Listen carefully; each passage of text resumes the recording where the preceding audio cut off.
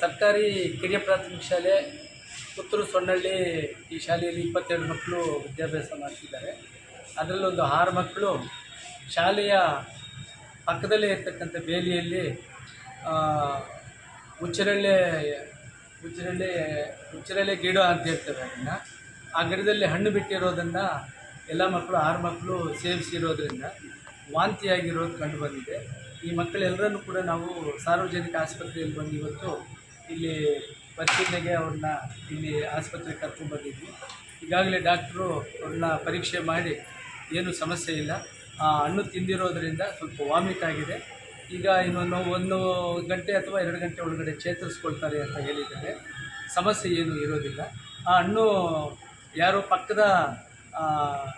ಪಕ್ಕದ ತೋಟದವರು ಅದನ್ನು ಕಡಿದು ತಂದು ಶಾಲೆಯ ಪಕ್ಕದಲ್ಲಿ ಆ ಬೇಲಿ ಪಕ್ಕದಲ್ಲಿ ಹಾಕಿದ್ರು. ಆ ಹಣ್ಣು ಕೆಂಪಿಗಿರೋದ್ರಿಂದ ಆ ಮಕ್ಕಳು ಆ ಹಣ್ಣು ತಿಂದಿದ್ದರಿಂದ ಆ ರೀತಿ ಸಮಸ್ಯೆ ಆಗಿದೆ. ಆ ಮಕ್ಕಳಿಗೆ ಯಾವುದೇ ರೀತಿಯ ಬೇರೆ ರೀತಿಯ ತೊಂದರೆಗಳಿಲ್ಲ. ವಾಮಿಟ್ ಸೆನ್ಸೇಷನ್ ಆಗಿದೆ. ಮಕ್ಕಳನ್ನು ಈಗಾಗಲೇ ಚಿಕಿತ್ಸೆಗೆ ಒಳಪಡಿಸಿ ಅವರಿಗೆ ಟ್ರೀಟ್ಮೆಂಟ್ ಕೊಡಲಾಗಿದೆ. ಇದಿಷ್ಟನ್ನು ನಾವು ಈಗ ಆಸ್ಪತ್ರೆಗೆ ಬಂದು ನಾನು ಕೂಡ ಪರಿಶೀಲನೆ ಮಾಡಿ ಮಾಹಿತಿ.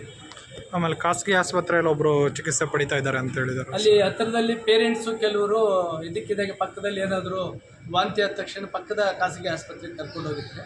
ಉಳಿದೆಲ್ಲ ಮಕ್ಕಳು ಇಲ್ಲೇ ಬಂದು ಟ್ರೀಟ್ಮೆಂಟ್ ತಗೊಂಡು ಈಗ ಒಟ್ಟು ಅಲ್ಲೊಂದು ಮಗು, ಇಲ್ಲಿ 6 ಮಕ್ಕಳಿದ್ದಾರೆ. ಟೋಟಲ್ 7 ಮಕ್ಕಳಿದ್ದಾರೆ. ಓಕೆ. ತೊಳಿಲಿಕ್ಕೆ ಅಂತೇಳಿ ಪಕ್ಕಕ್ಕೆ ಹೋದಾಗ ಆ ಗಿಡ ಅವ್ರಿಗೆ ಕಾಣಿಸಿದೆ, ಕಡಿದು ಹಾಕಿದ್ರು. ಅದರಲ್ಲಿ ಆ ಗಿಡ ಹಣ್ಣು ತಿನ್ನುವಂಥ ಹಣ್ಣು ಅಂತ ತಿಳ್ಕೊಂಡು ತಗೊಂಡು ತಿಂದುಬಿಟ್ಟಿದ್ದಾರೆ ಮಕ್ಕಳು. ಎಷ್ಟೊತ್ತು ತಿಂದಿರೋ ಸರ್ ಮಕ್ಕಳು? ಒಂದು 2:30 ಆ ಸಮಯದಲ್ಲಿ ತಿಂದಿದ್ದಾರೆ. ತಕ್ಷಣಕ್ಕೆ ಶಿಕ್ಷಕರು ಮತ್ತು ಪೇರೆಂಟ್ಸು ಆಸ್ಪತ್ರೆಗೆ ಕರ್ಕೊಂಡ್ಬಂದು ಇಲ್ಲಿ ಅಡ್ಮಿಟ್ ಮಾಡಿದ್ದಾರೆ. ಊಟ ಟೈಮ್ ಸರ್ ಮಕ್ಕಳಿಗೆ?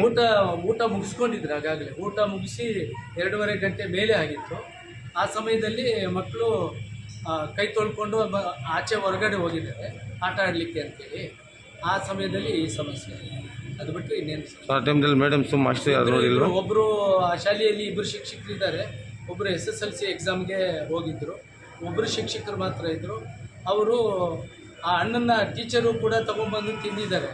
ಏನು ಮಕ್ಕಳು ಬಾದಾಮಿ ಹಣ್ಣು ಅಂತೇಳಿ ಅದು ಆ ಟೀಚರು ಕೂಡ ತಿಂದಿದೆ. ಆನಂತರ ಜಾಸ್ತಿ 4-5 ಹಣ್ಣು ತಿಂದಿರ್ತಕ್ಕಂಥ ಮಕ್ಕಳಿಗೆ ಸ್ವಲ್ಪ ವಾಮಿಟ್ ಆಗಿದೆ. ಉಳಿದ ಮಕ್ಕಳಿಗೆ ಏನೂ ಸಮಸ್ಯೆ ಇಲ್ಲ, ಆರಾಮಾಗಿದೆ. ಶಾಲೆಯಲ್ಲಿ ಎಷ್ಟು ಮಕ್ಕಳಿದ್ದಾರೆ ಸರ್ ಟೋಟಲ್? 22 ಮಕ್ಕಳಿದ್ದಾರೆ.